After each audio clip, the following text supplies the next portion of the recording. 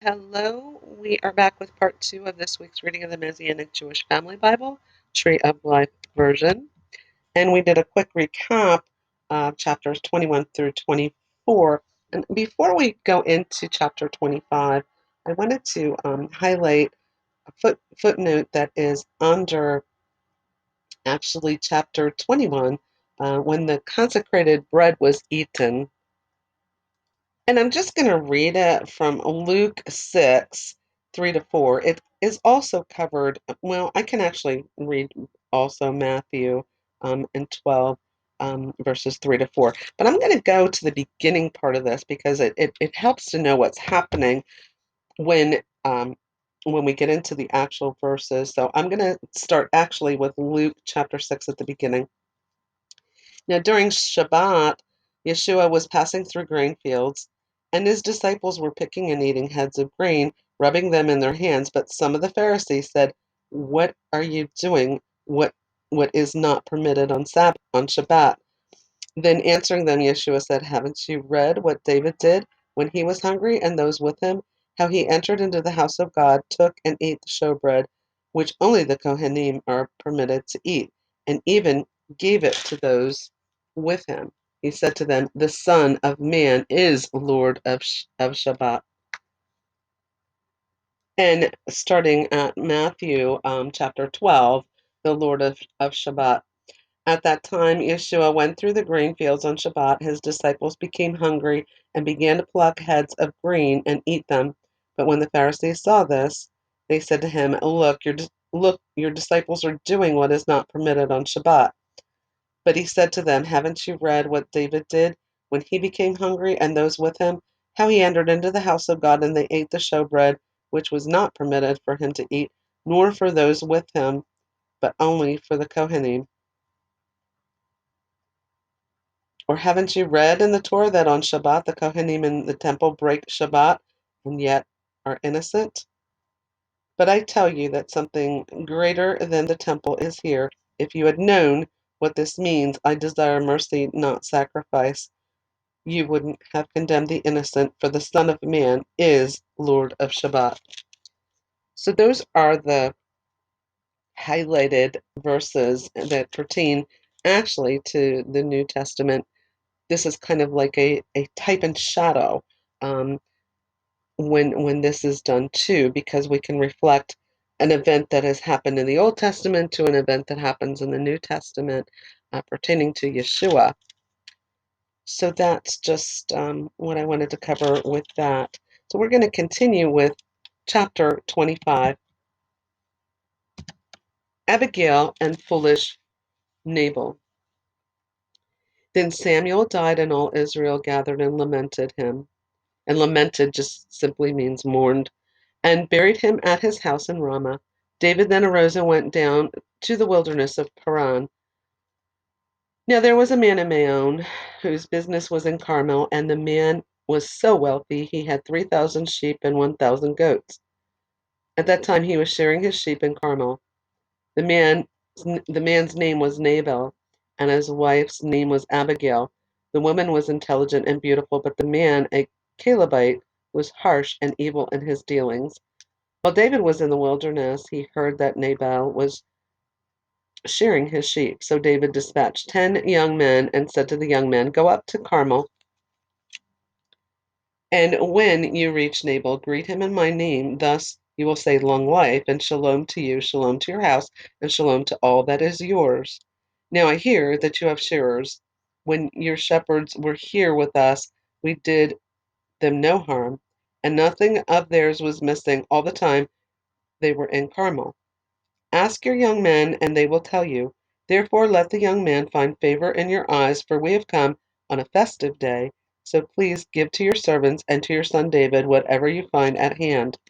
David's young men went and told Nabal of these words in David's name and waited. But Nabal answered David's servant by saying, "Who is David? And who is Jesse's son? Nowadays there are many slaves, each running away from his master. So should I take my bread, my water, and my meat that I have cooked for my shearers and give it to men whom I don't know where they come from at all?" So David's young men turned around and went back. When they came and reported to him all these words, David said to his men, "Everyone buckle on your sword." So each man buckled on his sword, and David also buckled on his sword. About 400 men went up following David, while 200 stayed with the baggage. But one of the young men told Nabal's wife Abigail, saying, "Look, David has sent messengers from the wilderness to greet our master, but he spurned them. Yet the men were very good to us. We were not harmed, nor were we missing anything as long as we went about with them while we were in the fields. They were at a wall to us both by night and by day all the time that we were with them. We were with them tending the sheep. Now therefore know and consider what you will do, for evil is determined against our master and against all his household. But he is such a worthless fellow that no one can speak to him." Then Abigail hurried and took 200 loaves, 2 bottles of wine, 5 dressed sheep, 5 measures of roasted corn, 100 cakes of raisin, and 200 cakes of figs, and put them on donkeys. Then she said to her young men, "Go on ahead of me. See, I am coming after you." But she did not tell her husband Nabal. As she was riding on the donkey and going down by the hidden pass of the mountain, behold, David and his men were coming down towards her, so she met them. Now David had been saying, "Surely in vain I've guarded all that this fellow has in the wilderness, so that nothing was missing of all that belonged to him. Yet he has returned me evil for good. May God do so, and even more to David's enemies, if by the morning I leave even one male of all who belong to him." When Abigail saw David, she quickly dismounted from her donkey, fell before David on her face, and bowed down to the ground. And she fell at his feet. She pleaded, "On me, only me, my lord, be the punishment. But please let your maidservant speak in your ears, and listen to the words of your maidservant. Please, my lord, pay no attention to this worthless fellow Nabal, for as his name is, so is he. Nabal is his name, and disgraceful folly is with him. But I, your maidservant, did not see the young men of my lord whom you sent. So now, my lord, as Adonai lives, and as your soul lives, Adonai has restrained you from shedding blood and from avenging yourself with your own hand. Now, therefore, let your enemies and those who are seeking to harm my lord be as Nabal. Now, let this blessing which your maidservant has brought to my lord be given to the young men who are accompanying my lord. Please forgive the trespass of your maidservant, for Adonai will certainly make an enduring house for my lord, because my lord is fighting the battles of Adonai. So let no wrongdoing be found in you all your days. If anyone rises to pursue you and seek your life, then let my lord's life be bound up in the bundle of the living with Adonai your God. But let the soul of your enemies be hurried away as from the hollow of a sling." So when Adonai had fulfilled my lord all the good things that he had spoken concerning you, and has appointed you ruler over Israel, then this will not be a stumbling block for you, or offense of heart to my lord, or needless bloodshed by my lord avenging himself. So when Adonai has dealt graciously with my lord, then remember your handmaid. Then David said to Abigail, "Blessed be Adonai God of Israel, who sent you to meet me this day. Blessed be your discernment, and may you be blessed for keeping me this day from shedding blood, from avenging myself with my own hand. Yet as Adonai God of Israel lives, who restrained me from harming you, unless you had come quickly to meet me, surely not one male of Nabal's line would have been left alive by the morning light." So David received from her hand what she had brought him, and said to her, Go up in shalom to your house. Look, I have listened to your plea and have granted your request." Then Abigail went to Nabal, and there he was, holding a banquet in his house like that of a king. Nabal's heart was merry within him, for he was quite drunk. So she told him nothing at all until daybreak. It came to pass in the morning, when the wine had gone out of Nabal, and his wife told him these things, that his heart died within him, and he was paralyzed like a stone. About 10 days later, Adonai struck Nabal, and he died. When David heard that Nabal was dead, he said, "Blessed be Adonai, who took the case of my insult from the hand of Nabal, yet has restrained his servant from evil. Adonai has returned Nabal's vileness on his own head. Then David sent word and proposed to Abigail to take her as his wife. When David's servants came to Abigail at Carmel, they told her, David has sent us to you to take you as his wife. So she rose, bowed down with her face to the ground, and said, Behold, your handmaid is the servant to wash the feet of the servants of my lord. Then Abigail rose quickly and mounted a donkey with 5 of her maidens following her, following David's messengers, and she became his wife. David also took Ahinoam of Jezreel, and the 2 of them were his wives. Meanwhile, Saul had given Michal, his daughter, David's wife, to Palti, son of Laish, who was of Galim. So he had been married to Michal, but Saul gave her away. Um, so just to quickly recap, chapter 25, Samuel died, and all the Israelites were gathered together and mourned him and buried him at his house in Ramah. And David went to the wilderness of Paran, and there was a man in Maon whose possessions were in Carmel, and this was Nabal, and he was married to Abigail. And David actually sent his men so that he could get provisions for he himself and his men. And Nabal kind of just blew him off, like, who is this David? I don't know who he is, and why should I give any of my stuff to him? And so David, they were actually going to come and destroy them. And Abigail received word of this and what happened, and she interceded basically and took provisions for them and spared slaughter. Also spared David, actually acting in that manner. And what happened is the Lord struck Nabal. He had a banquet, was with himself basically, and was drunk with wine. And when the wine had worn off, Abigail told him that she gave provisions to David, and he got like paralyzed. Um, and then what happened is within within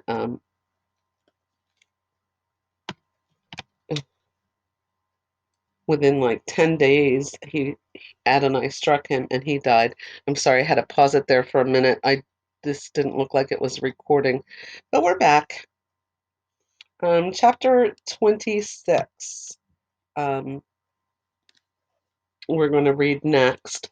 And as I'm backing up here, I got like I said, a little distracted here because of this online recorder. Before we move on to chapter 26, when David learned that Nabal was dead, he called for Abigail and took him as his wife, and also had taken Ahinoam of Jezreel as his wife. So he had 2 wives.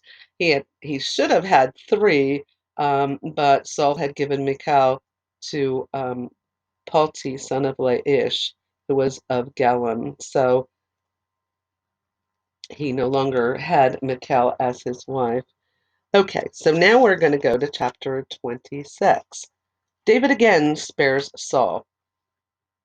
Now the Ziphites came to Saul at Gibeah, saying, Isn't David hiding on the hill of Hachilah, which faces Jeshimon? So Saul arose and went down to the wilderness of Ziph, 3,000 chosen men of Israel with him, to search for David in the wilderness of Ziph. Saul camped in the hill of Hachilah, which faces Jeshimon by the road. But David was staying in the wilderness, and he saw that Saul had come after him into the wilderness. I mean, it wasn't enough that he had, you know, spared him the first time, and it seemed like Saul was, remorseful, but no, he he continued to do this. Um, so David sent out spies and realized that Saul had already arrived. Then David got up and went to the place where Saul had camped. David detected the spot where Saul lay asleep, as well as Abner, son of Ner, his army commander. Saul was lying inside the barricade, and the troops were camped around him. Then David spoke and asked Ahimelech the Hittite and Joab's brother Abishai, son of Zeruiah, saying, Who will go down with me to Saul in the camp? I will go down with you, Abishai answered. So David and Abishai approached the troops by night. Behold, Saul was lying asleep within the barricade with his spear stuck in the ground at his side, and Abner and the troops were sleeping around him. Then Abishai said to David, God has delivered your enemy into your hand today. Now let me pin him to the ground with a single thrust of the spear. I will not have to strike him twice. But David said to Abishai, don't destroy him, for who can lay his hand on Adonai's anointed and be guiltless? David added, as Adonai lives, either Adonai will strike him down, or his day will come to die, or he will go down to battle and be swept away. Adonai forbid that I should lay my hand on Adonai's anointed. Now just take the spear that is at his hand and the water jar, and let's go. So David took the spear and the water jar from beside Saul's head. They got away, and no one saw it, or knew it, or woke up, for all were asleep, for a deep sleep from Adonai had fallen upon them. Then David crossed over to the other side and stood on the top of the distant hill with a wide space between them. David shouted to the troops and to Abner, son of Ner, saying, aren't you going to answer, Abner? Then Abner answered, saying, who are you? Who called out to the king? Aren't you a man? David said to Abner. Indeed, who is like you in Israel? So why didn't you guard your lord the king? For one of the troops came in to kill the king, your lord. This thing that you've done is no good. As Adonai lives, all of you deserve to die because you have not kept watching over your lord, Adonai's anointed. So now, look around. Where are the king's spear and the water jar that were at his head? Saul then recognized David's voice and said, is this your voice, David, my son? It is my voice, my lord the king, David said, then added, yet why is my lord pursuing his servant? What have I done? What evil is in my hand? Now please let my lord the king listen to the words of his servant. If Adonai had stirred you up against me, let him accept an offering. But if men have done so, then cursed are they before Adonai, because they have now driven me out, that I would not cling to Adonai's inheritance, saying, go worship other gods. So now let not my blood fall to the ground away from the presence of Adonai. For the king of Israel has come out to search for but a single flea, just as one hunts for a partridge in the mountains. Then Saul replied, I have sinned. Return, David my son, for I will no longer do you harm, since my life was precious in your eyes. This day, behold, I've played the fool and erred so seriously. David then answered and said, there is the king's spear. Let one of the young men cross over and take it. Adonai will repay every one his righteousness and his faithfulness, for Adonai gave you into my hand today. But I refuse to lay my hand on Adonai's anointed. See, just as your life was highly valued in my eyes today, so let my life be highly valued in my in your eyes. In Adonai's eyes, and may he deliver me from all trouble. Then Saul said to David, blessed are you, David, my son. You will both do mightily and will surely prevail. So David went his way, and Saul returned to his place. So just to recap that, I'm going to recap that just briefly here and end this part then. So Saul is pursuing David again, and David had the opportunity again to kill him. And once again, he spared his life, as we saw. He was able to creep up and get a spear in his jar of water, and he did not. And Saul, in his own way, kind of apologized to him and said, I played the fool. So we're going to actually recap on this statement that Saul says, I played the fool, and what he may have meant by that. Saul misjudged David, and he conspired against him because he thought David meant to destroy him and the kingdom, and David spared his life when he could have easily killed him on 2 occasions. And the second time is when Saul made the statement that he has sinned. Return my son David, for I will no more do you harm. And because my soul was precious in your eyes, I have played the fool and erred exceedingly. Saul was the one pursuing David to kill him. But David did not kill Saul when he had the opportunity to do it. Saul was also plagued by an evil spirit, and that probably had some bearing on his perceptions and made him jealous of David because God was with David and was no longer with Saul. And Saul had hated David, even though David was loyal to him and didn't do anything to harm him. And David kept saying about, not touching God's anointed and letting the situation up to God. And he actually mentioned one of the ways that Saul was going to die, which was in battle, and that's a spoiler alert, and we will be seeing that very shortly. So I'm going to come back with part 3.